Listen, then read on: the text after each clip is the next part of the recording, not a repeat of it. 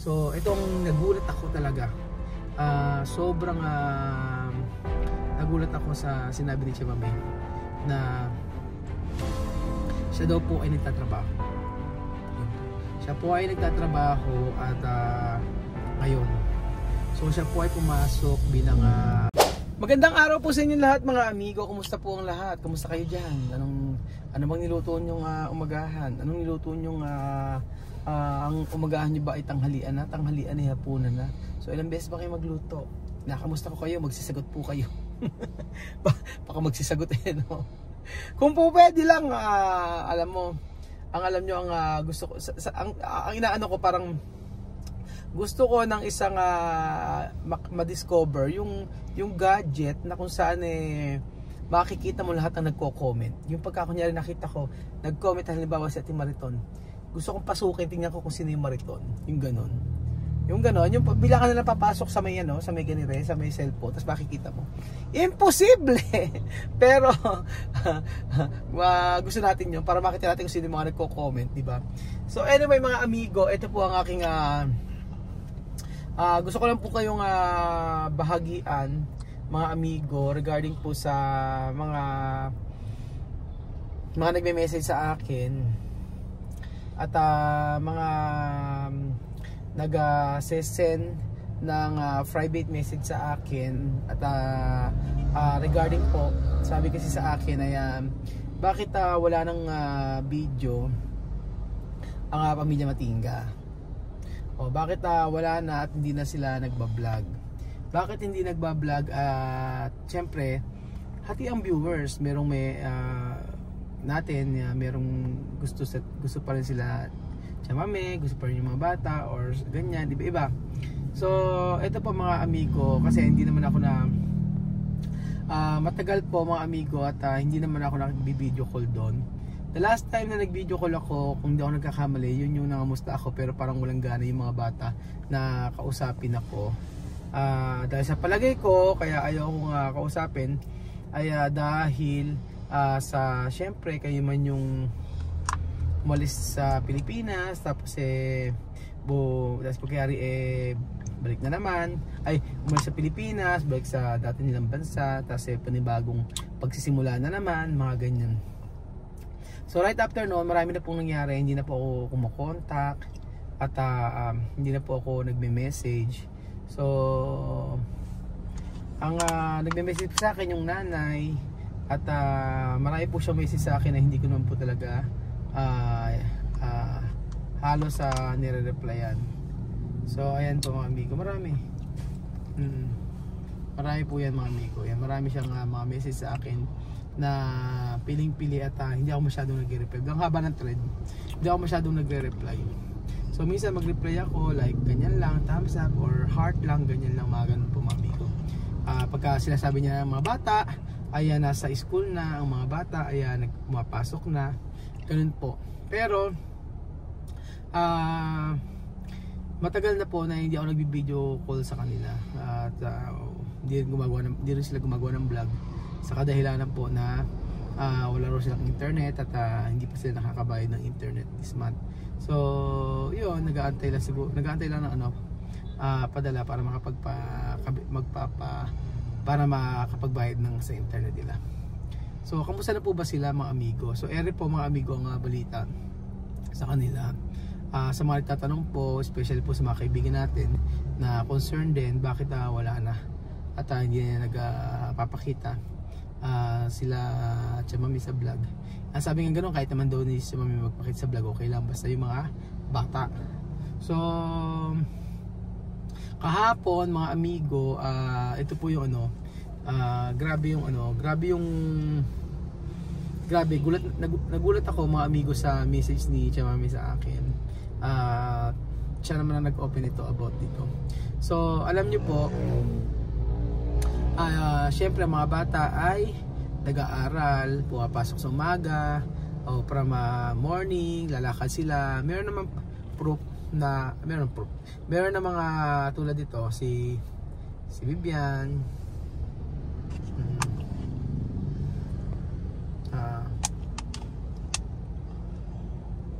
eto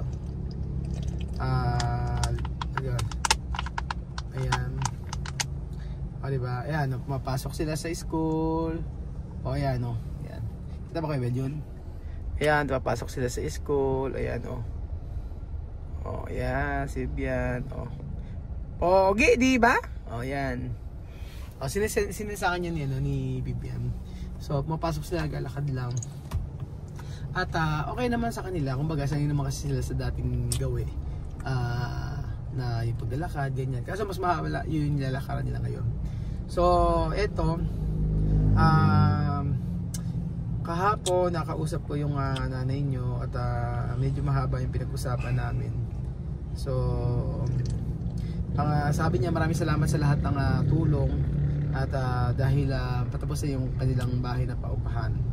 So, ang sabi niya sa akin, mga amigo, ano man mangyari ay ikaw ay aking pamilya, ikaw ay aking kapatid, sabi niya sa akin gano'n.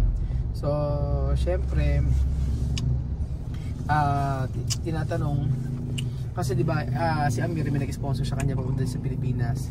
So tinatanong ko kung regarding po sa pagpunta nila dito, kung papunta ni Amir, Bibian tsaka ni Misma dito, kung hindi ba nagbago pa o kung hindi pa nagbago yung kanyang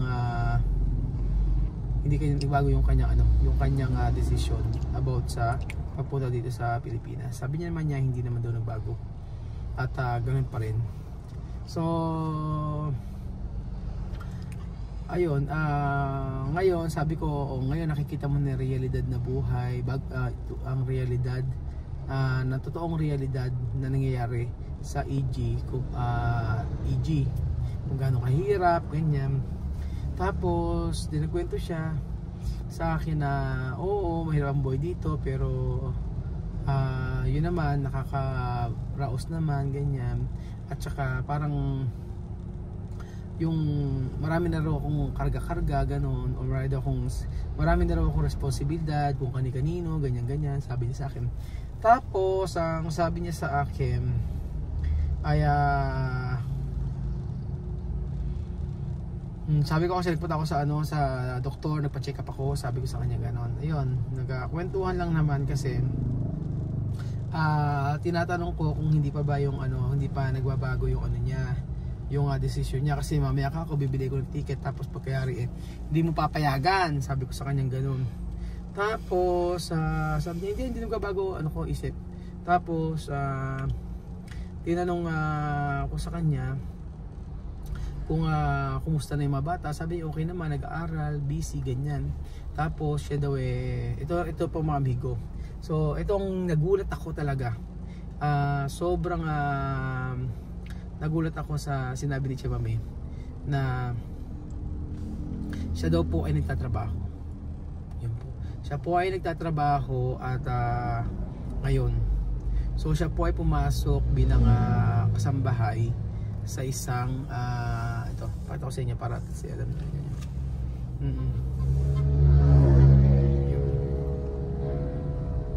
Saan ba yun?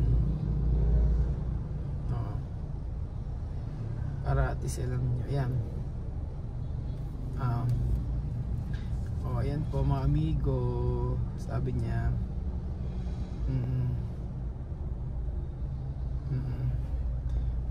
ito sabi niya, ayan ayan, ito sabi niya sa akin, ayan ahora yo pequeño trabajo, sabi niya ahora yo pequeño, meron na siya maliit na meron na siya maliit na trabaho, meron na siya trabaho. Sabi niya ang sahod ay 50,000. So 5,000 pesos. So yon, meron siya sahod na 5,000 pesos sa isang buwan. Tapos maglilinis lang ng bahay. So, pumasok siya kasambahay. Stay out siya. Kaya uuwi lang din siya sa hapon. So 5,000 pesos. Nagulat ako, sabi ko sa kanya. Talaga ba? Sabi ko, okay, mabuti yan, at least parang hindi ka mainit. Sabi ko sa kanya, pero Chimame, okay ba sa yan? Mababa ang sahod, 5,000. Sabi ko sa kanya gano'n. Isang buwan mong paghihirapan, sabi ko sa kanya. Sabi niya, okay lang kasi marami ka na rin responsibilidad para hindi na ako masyadong makabigat. Sabi niya sa akin, pero tiyan mama, yung 5,000 na yan, minsan ako isang araw ko lang binibigay sa'yo. Sabi ko sa kanya gano'n. Okay lang baka ako talaga sa'yo yan? Sabi niya, okay lang naman sa akin. Sabi niya sa akin gano'n. Tapos, ito na. Nung sinasabi ko sa kanya gano'n, sabi niya, wala naman ako magagawa kasi kahit na sa huli, yung magsisiman, na yung pag-uwi namin dito, kumbaga parang nag-usap kami ng na magkaibigan na yung walang hindi magagalit, walang sagutan, mga ganun.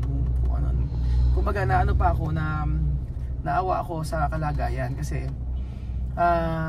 napakahirap. Isipin mo isang buwan niyang pagkatrabahuhan, tapos pagkayari sa halip na nagpe-prepare siya para sa kanyang mga anak. So, sabi ko sa kanya, ganito. Kasi yung pinapadala ko po, dinadala niya sa bahay para matapos yung pinapagawa. So, sabi ko, bakit pinili mo pa yung magtrabaho? Sabi ko sa kanya ganon. Syempre, para at least, sabi niya, meron daw siyang gawin, ganyan. Sabi ko, di sana bumalik ka na lang sa yung, kasi merong, dati, mas malaki yung kita kila Mami Kuana, yung trap doon. Halos sa triple, parang gano'n, triple yung sahod doon sa may Sabi ko, bakit tinanggap mo yung ganyang kaliit na sahod? Sabi ko gano'n, light na sahod. Sabi niya, wala namang magagawa, okay na yan, sabi niya naman. So, wala wala namang away, wala namang galit, wala namang basta ampuan. Sabi ko sa kanya, tapos pinakita niya sa akin yung bahay, tapos tsaka may iba-vlog ko ako yung bablog ko ako to, yung sa may bahay mo na matatapos na, yung sabi ko sa kanya. Para at least ako malaman ng mga tao na tapos na talaga, kasi yung ang iba iniisip kung saan napunta yung pera na pinadala ko. So, ayun.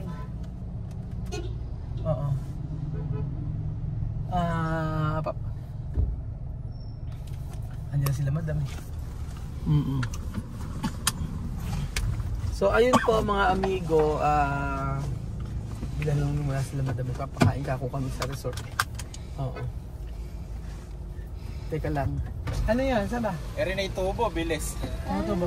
Ayun, yung order natin kanina. Bayad na? Hindi ba bayad dyan? Binayaran mo na ba? Ano ba tubo? Ito na lang sa resort. Halika na. Sige. Discord na tayo.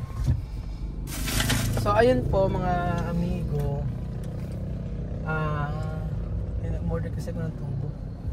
Hindi pa bayad dyan. Order akong tubo para sa resort. So ayun po mga amigo, ang ibig ko sabihin dito sa pag-blend niya ng trabaho, hindi dahil sa maliit yung sasahurin niya, hindi lang dahil doon. Kung hindi yung mga bagay na nangyayari ngayon is I think is kagustuhan naman niya at gusto naman niya yon. So if masaya siya sa part na yon, o if masaya siya sa ganoong sitwasyon na siya ay sa ganoong masaya siya sa ganoon, okay para sa akin. Ganun po mga amigo. So para sa akin naman, as long as okay sa kanya yung ganung sahod at siya ay magkatrabaho, wala naman masama nga. Pero real talk tayo. Matawag si Kap. Real talk tayo mga amigo na ano yun? Tama sabihin. Baka na lang dahil eksena. Ayun pa mga amigo, real talk tayo sa atin, sa buhay natin. Mas lagi nating sundin yung